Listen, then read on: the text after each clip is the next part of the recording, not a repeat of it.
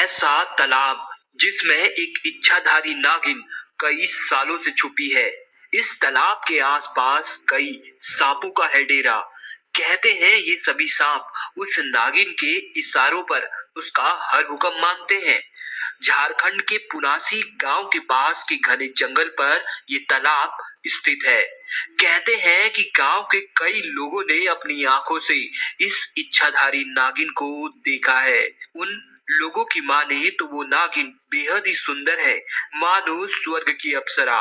परंतु हर अमावस्या की रात उस जंगल से लड़की के रोने की आवाज आती है। लोगों का मानना है कि वो आवाज उस तालाब वाली नागिन की ही है जो उस रात पे रोती है। परंतु आज तक ये पता नहीं लगा कि आखिर वो नागिन रोती क्यों है। हाँ, गांव में ये अफवाह जरूर है कि इसी दिन उस नागिन का नाग मरा था। लोगों का मानना है कि वो नागिन उस तालाब में कई सालों से है, लेकिन आज तक किसी भी राहगीर को उस नागिन ने कोई नुकसान नहीं पहुंचाया। लेकिन पुनासी गांव का एक ऐसा वृद्ध व्यक्ति भी है जिसने उस इच्छाधारी नागिन को न सिर्फ देखा है बल्कि उससे बात भी करी। और जो उसने उस इच्छाधारी नागिन के बारे में बताया, मैं पूरे विश्वास के साथ कह सकता हूँ कि आप भी सुन दंग रह जाओगे। उससे पहले बस एक छोटी सी विनती है, वीडियो को लाइक कर कमेंट बॉक्स में जय नागदेव जरूर लिखे।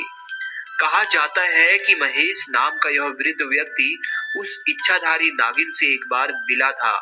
जब महेश से बात करी गई तो वे बताते हैं कि जब मैं 17 साल का था तो उस समय मेरी माँ मुझे पालने के लिए लोगों के घर जाकर बर्तन धोया करती, उनके घर का काम किया करती, जिस कारण मेरे स्कूल में काफी बच्चे मेरी माँ की वजह से मुझे जलील किया करते।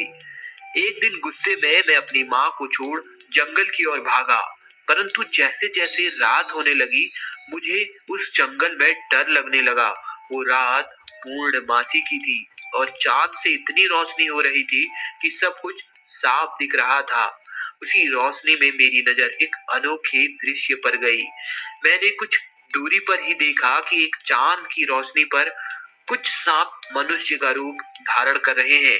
मेरे कुछ समझ नहीं आया और मैं डर के वहां से भागा भागा एक कुएं के पास जा पहुंचा। मैं इतना डरा हुआ था कि उस कुएं के पास पहुंच मैं रोने लगा। तभी मुझे पायल के बजने की आवाज आती, मानो कोई धीरे धीरे मेरी तरफ बढ़ रहा हो।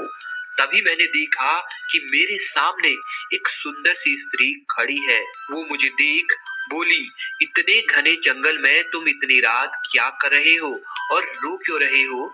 तो मैंने बताया कि मैं अपनी माँ से लड़कर यहाँ आया, उसकी वजह से मुझे अपने दोस्तों के ताने खाने पड़ते, लेकिन अब मुझे इस जंगल में डर लग रहा है। इस पर वो स्त्री जोर जोर से हंसने लगी।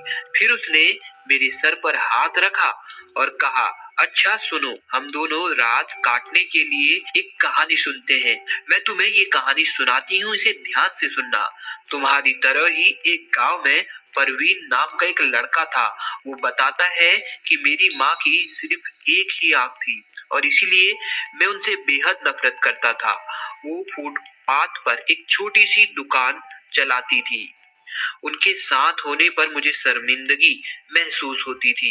एक बार वो मेरे स्कूल आई और मैं फिर से बहुत शर्मिंदा हुआ। वो मेरे साथ ऐसा कैसे कर सकती है?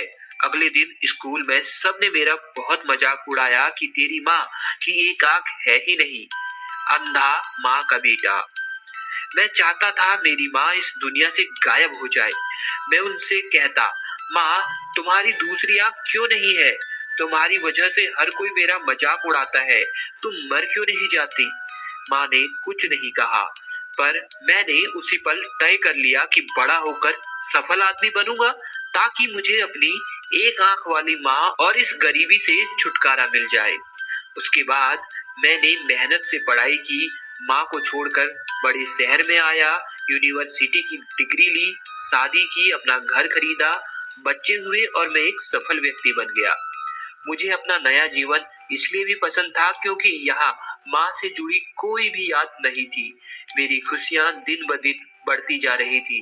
तभी अचानक मैंने कुछ ऐसा देखा जिसकी मैंने कल्पना भी नहीं की थी। सामने मेरी माँ खड़ी थी, आज भी अपनी एक आंख के साथ। मुझे लगा कि मेरी पूरी की पूरी दुनिया जैसे फिर से बिखर गई हो। मैंने उनसे पूछा, आप कौन हो? मैं आपको नहीं जानता। यहाँ आने की हिम्मत कैसे हुई? तुरंत मेरे घर से बाहर निकल जाओ। और माँ ने जवाब दिया, माफ करना, लगता है मैं गलत पते पर आ गई हूँ। और वो वहां से इतना कहकर चली गई। मैं ये सोचकर खुश हो गया कि उन्होंने मुझे पहचाना नहीं। एक दिन स्कूल रीयूनियन की चिट्ठी मेरे घर आती है और मैं अपने पुराने शहर पहुंच गया। पता नहीं मन में क्या आया कि मैं अपने पुराने घर चला गया। वहां जमीन पर माँ मृत पड़ी थी। मेरे आंख से एक बूंद आंसू तक नहीं गिरा। उनके हाथ में एक कागज का टुकड़ा था। वो मेरे नाम, उनकी पहली और आखिरी चिट्ठी थी।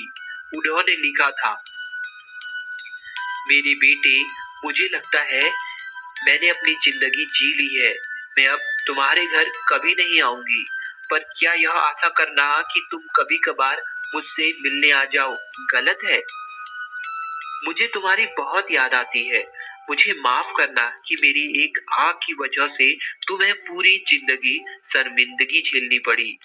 मुझे माफ कर देना बेटा। जब तुम छोटे थे तो एक दुर्घटना में तुम्हारी एक आंख चली गई थी। एक माँ के रूप में मैं ये देख नहीं सकती थी कि तुम एक आंख के साथ बड़े हो। इसीलिए मैंने अपनी एक आंख तुम्हें दे दी थी। मुझे इस बात का गर्व था कि मेरा बेटा मेरी उस आंख की मदद से पूरी दुनिया के नए आयाम देख पाएगा। और ऐसा ही हुआ। आज तुम सफल हो बेटा। मेरी दुनिया तो पूरी तुमसे ही है। चिट्ठी पढ़कर मेरी दुनिया बिखर गई और मैं उसके लिए पहली बार रोया जिसने अपनी जिंदगी मेरे नाम कर दी थी, मेरी माँ। उस स्त्री से ये कहानी सुन महेश मानो कुछ देर के लिए सुन्न सा रह गया। अब उसे अपनी माँ की अहमियत का अंदाजा हो गया था और उसे अपनी माँ के पास जल्दी जाना था ताकि वो अपनी माँ को गले लगा सके। सुबह भी हो चली थी। उसने उस स्त्री से कहा, अभी मुझे जाना है, और दौड़ के घर की तरफ भागा। परंतु अभी वो कुछ दूरी पर गया ही होगा कि उसे याद आया कि उसने उस स्त्री को धन्यवाद तो दिया ही नहीं जिसने उसको सही रास्ता दिखाया। तो जैसे ही वह उसी जगह गया जहाँ वो स्त्री थी, तो उसने देखा कि वो कोई साधारण स्त्री नहीं, एक इच्छाधारी नागिन थी जो उस कुएं के अंदर नाग के रूप में परिवर्तित होकर गायब हो गई। उस दिन महेश वापस उल्टा घर तो लौट आया, परंतु उसके बाद से उसने कभी भी अपनी माँ पे क्रोध नहीं किया।